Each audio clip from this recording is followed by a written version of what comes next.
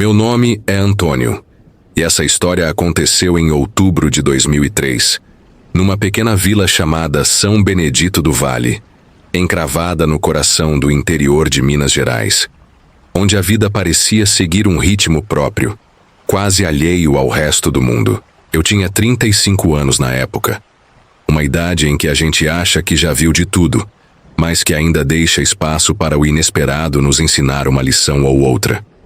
Trabalhava como vaqueiro numa fazenda chamada Boa Esperança, um pedaço de terra afastado da vila, cercado por morros verdejantes e riachos que cantavam dia e noite. Era um lugar simples, onde o tempo era medido pelo nascer do sol e o mugido do gado, mas que à noite ganhava um ar misterioso, quase sobrenatural. Naquela noite específica, o frio cortava a pele como faca afiada, e o céu estava sem lua, o que tornava a escuridão ainda mais opressiva.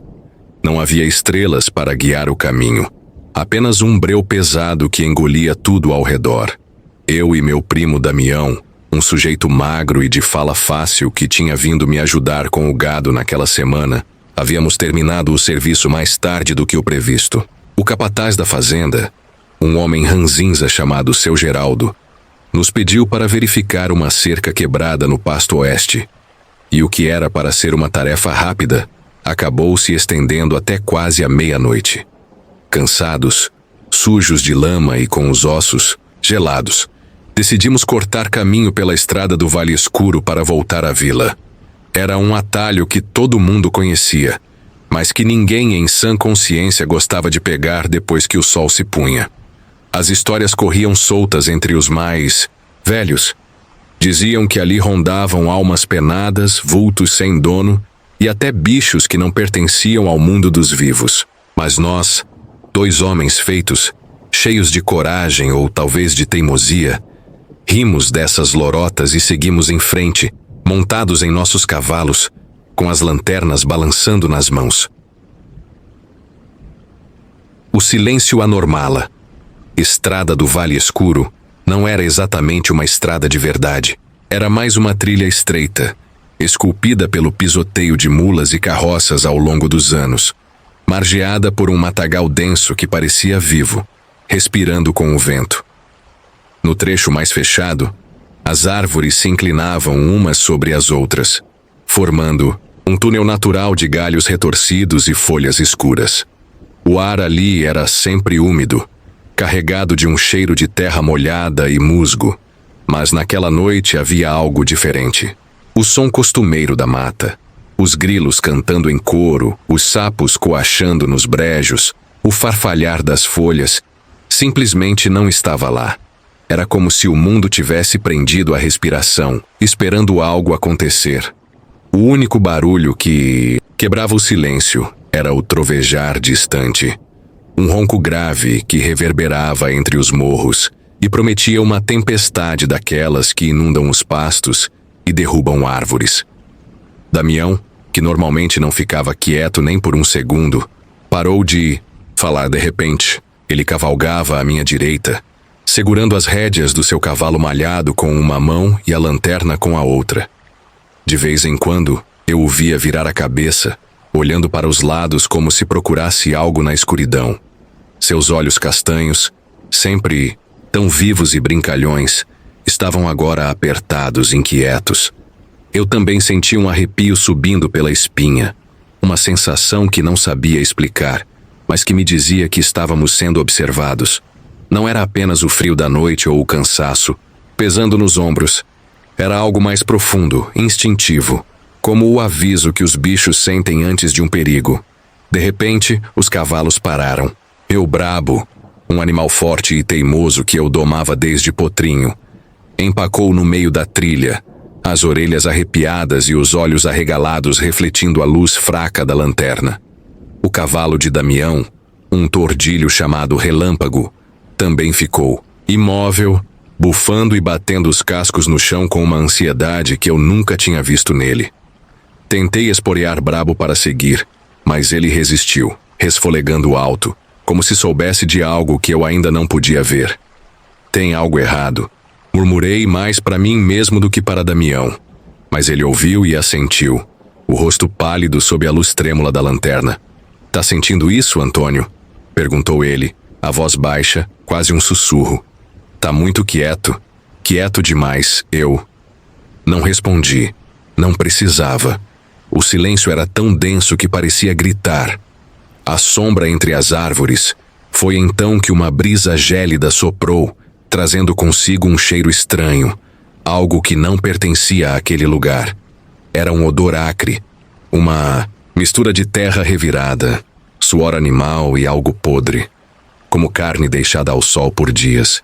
O vento balançou os galhos acima de nós, e o som seco das folhas se mexendo cortou o ar como um aviso. Mas não foi o vento que nos fez congelar. Foi o que veio depois, um grunhido, profundo, gutural, vindo das profundezas da mata à nossa esquerda. Não era o ronco de uma onça, nem o latido rouco de um cachorro selvagem. Era algo maior, mais pesado, algo que fazia o chão tremer com cada passo que dava. Ouvimos galhos se partindo, um estalo atrás do outro, como se uma força bruta abrisse caminho entre as árvores. Instintivamente, levantei a lanterna e apontei, o facho na direção do som, com Damião fazendo o mesmo ao meu lado. O que vimos nos fez prender o fôlego. 2 olhos brilhavam na escuridão, suspensos a uma altura que nenhum animal comum alcançaria. Eram grandes, redondos, de um amarelo alaranjado que reluzia como brasas, refletindo a luz das lanternas com uma intensidade quase hipnótica.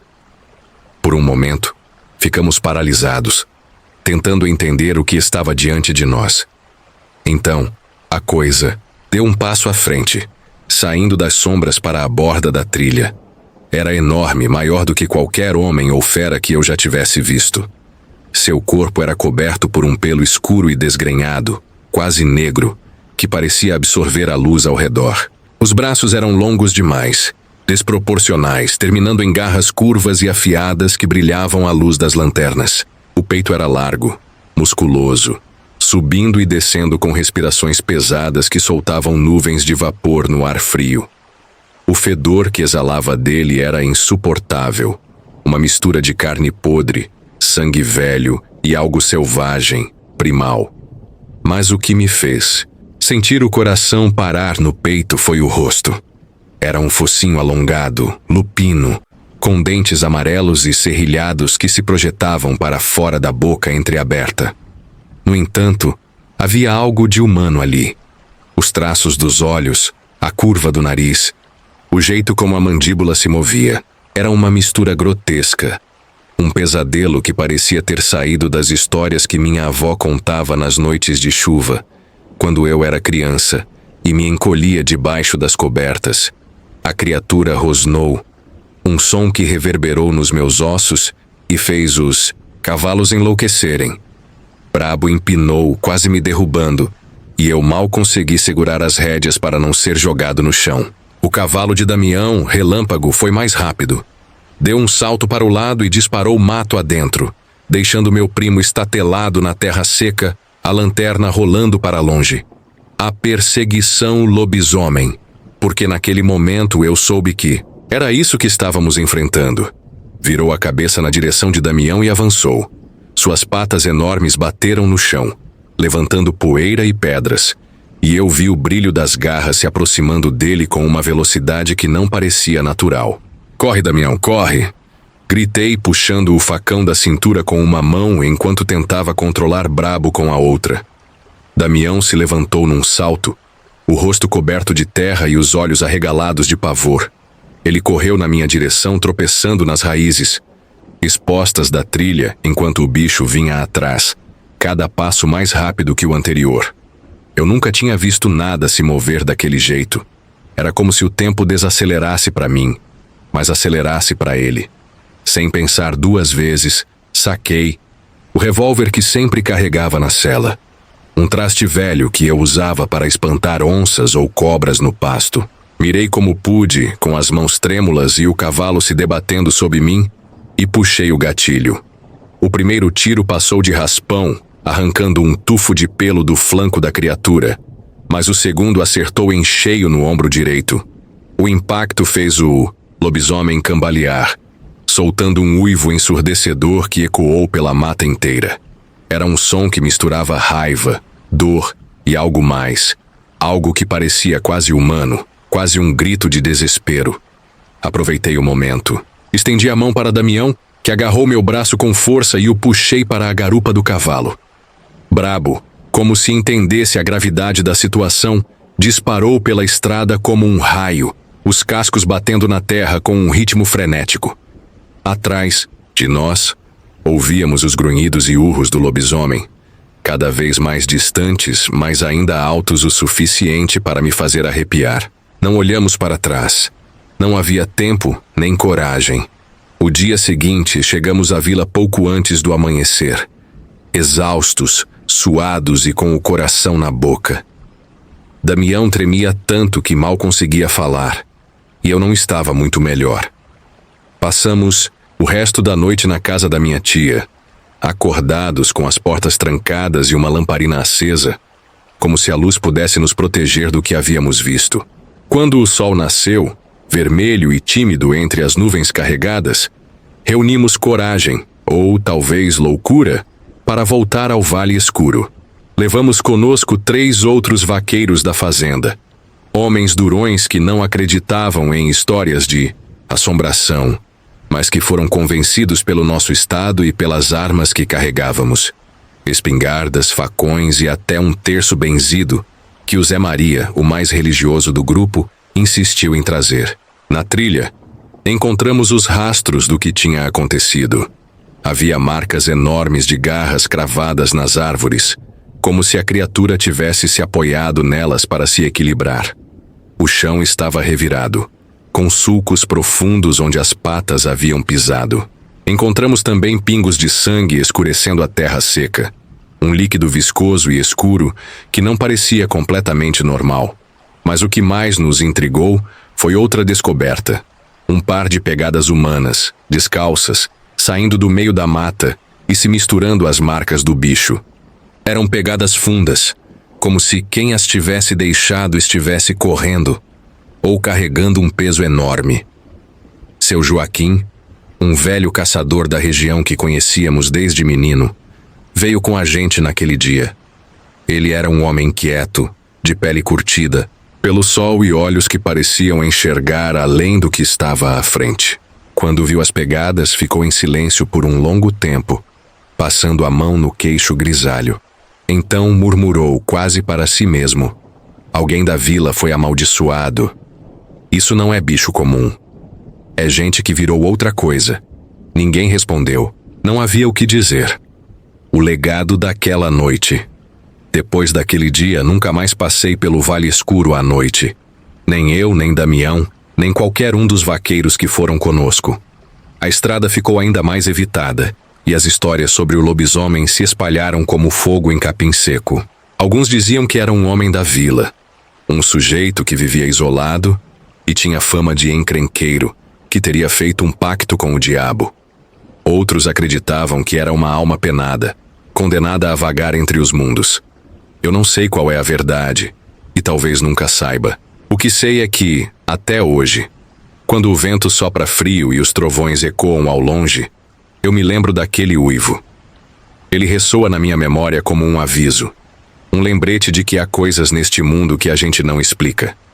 Coisas que espreitam na escuridão e esperam por um descuido nosso. Damião, que nunca mais foi o mesmo depois daquela noite, mudou-se para a cidade grande alguns anos depois, fugindo não só do Vale Escuro, mas de todas as lembranças que aquele lugar carregava. Eu fiquei. Ainda trabalho na fazenda. Ainda monto meu cavalo brabo, que envelheceu comigo e parece carregar nos olhos o mesmo peso daquela noite. Mas agora, quando o sol se põe e a escuridão começa a engolir os morros, eu faço questão de estar em casa, com a porta trancada e a luz acesa.